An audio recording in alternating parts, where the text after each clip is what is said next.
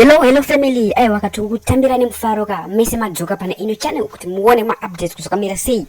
Sekuziya kwenyu guys ka. Vanenge vachangotanga kusvika, so guys make sure you do subscribe. Okay guys, na tadzoka zvekare ka ne rimwe DC raputsirwa na Maggikal Chiwa machine HKD. Ndiri kuzoti Calaz akabata bata maimbi wakawanda uko akana vatokonya. Meno kuti zvakamira sei but Calaz akatokonya vahombe Maggikal abva unoti anenge nyararire mukomana uyu. Plasala nikila kwa hanzi Calaz.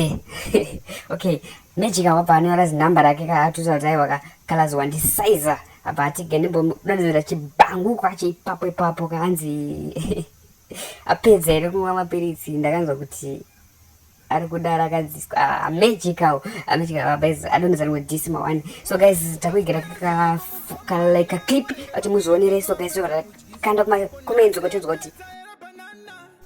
kuti mukutiku iyi konaro DC guys. So mungokomenda muchiona kuti okay zvakamira so guys chatira tana makomenti muchedzwa kuti zvakamira sei, but guys anitse kuna kwangu danza rakuzopisa kazvamanyi manje danza rakupisa ndoziva kuti Maggikal homa DC ndokuwake ka anopostera kazvoipapo. So guys ndonya takugere panapa get kunzwisei kakangoma kacho ka iki woyo seiko mukomana ere mabiriti papedza kudyiswa ponasi apedza ere banana ndakanzwa kuti ava kuda rakadziswa.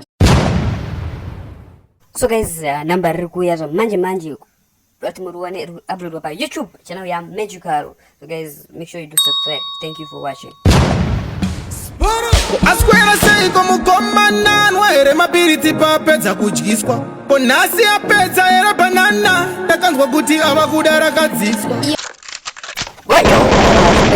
Very much guys. So guys stay tuned.